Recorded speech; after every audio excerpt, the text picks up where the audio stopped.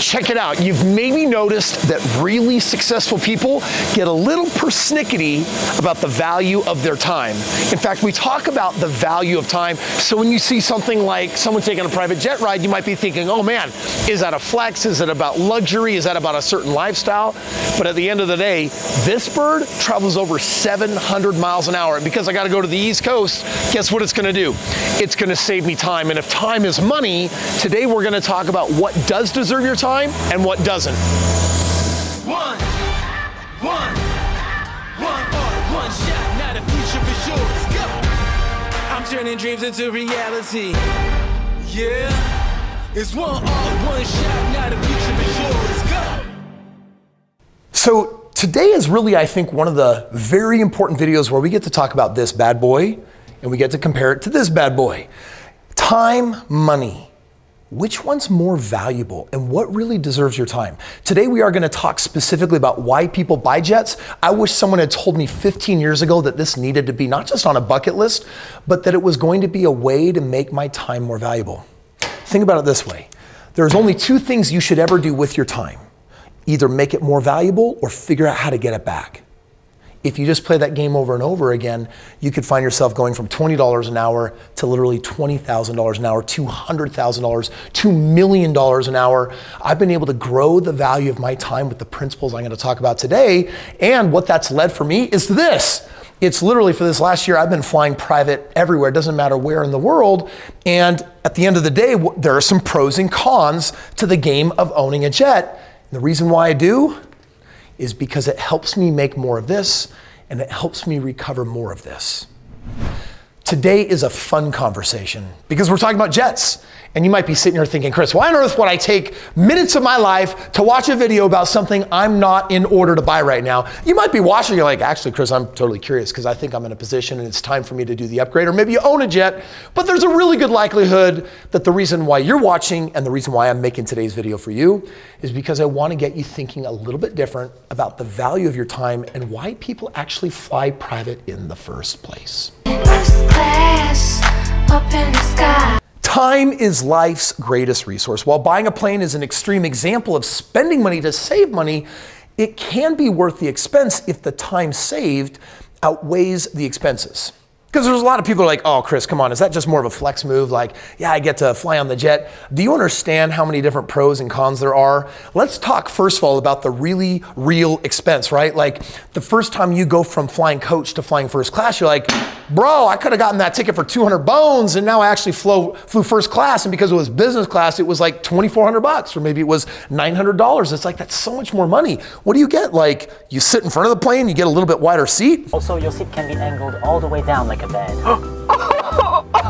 Economy. I'm very cold. So?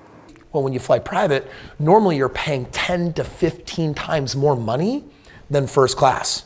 Now you do get the whole jet and that might mean 6 more seats or 10 more seats or 16 more seats or whatever. But you think, wow, how are there people that can actually justify literally taking a private jet? That costs so much more money. Couldn't you just save the money in the meantime? Welcome to first class. Everything I own is gold. The reality is there are some pros and cons that you want to understand because for me, I now can't go back commercial because there are too many benefits for where I'm at in life. And trust me, if you're a subscriber on this channel, I will show you how to make your time so valuable as well as how to recover as much time as possible. So you have the two things everyone wants for maximum magic. You want the money, but you also want your time and you deserve to have both. So let's talk about the first obvious benefit, the first pro.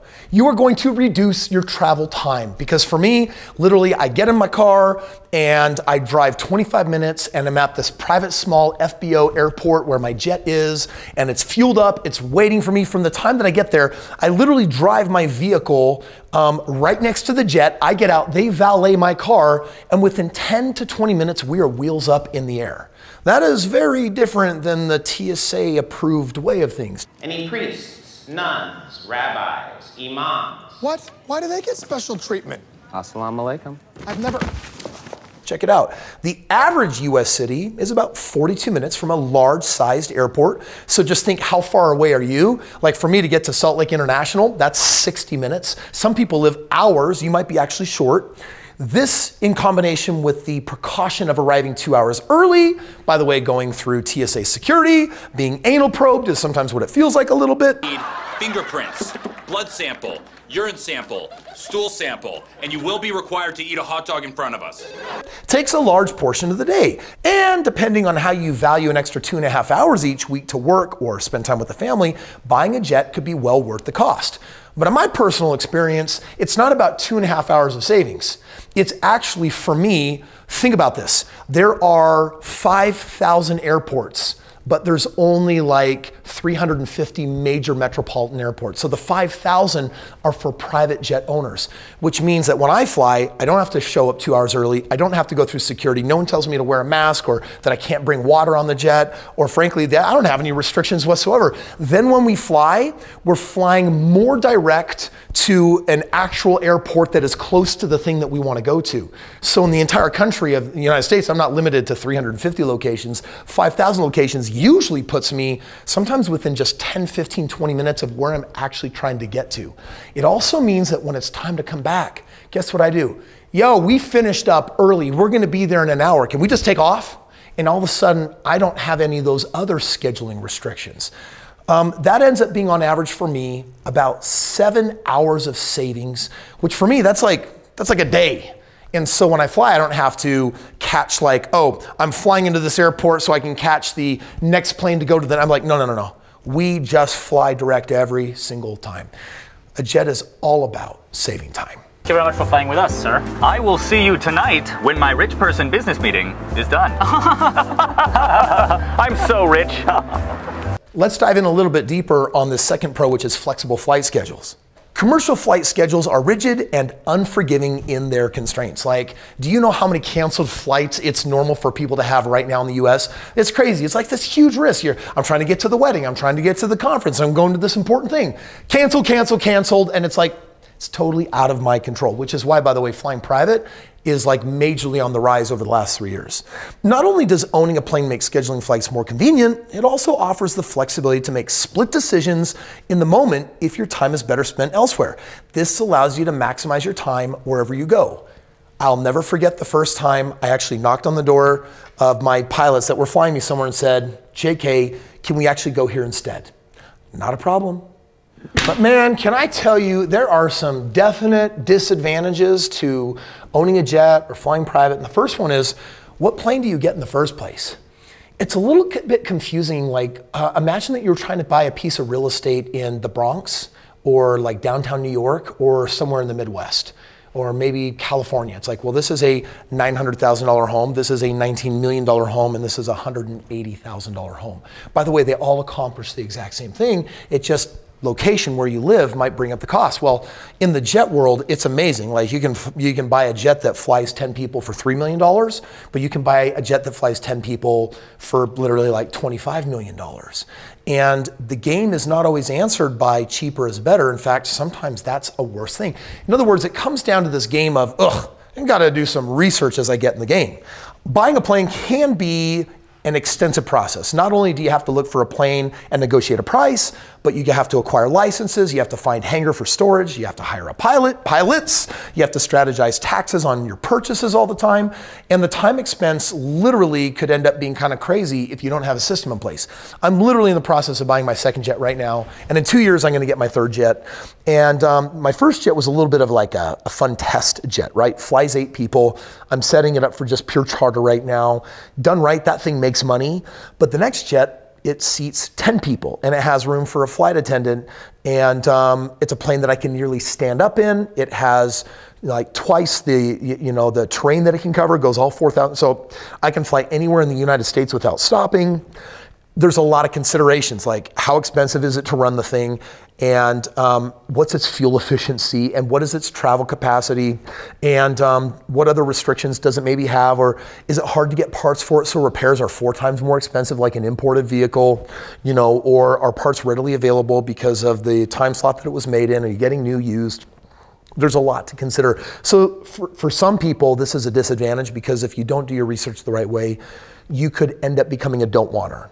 I bought the jet. There was some huge tax benefits. By the way, we should talk about that one in just a moment. But at the end of the day, I regret having bought the dang thing because I didn't do my research and I didn't get the right one. Hey, I gotta make sure that we do not forget this advantage on why some people buy jets. Check this out real quick. Let's just say that I am buying a jet for $3 million. And let's just say that this year I also made $3 million of income. Well, if I made $3 million and I'm on a maximum tax bracket, like I'm gonna owe the government federally 37%, and I just live in a state where I pay 5%, 37% plus 5%, I'm basically paying 42% to taxes. Now, what is 42% of $3 million? Well, it's essentially 1.26 million bucks. So I'm like, I made 3 million, but I don't get to keep 3 million. I have to give 1.26 million to the government.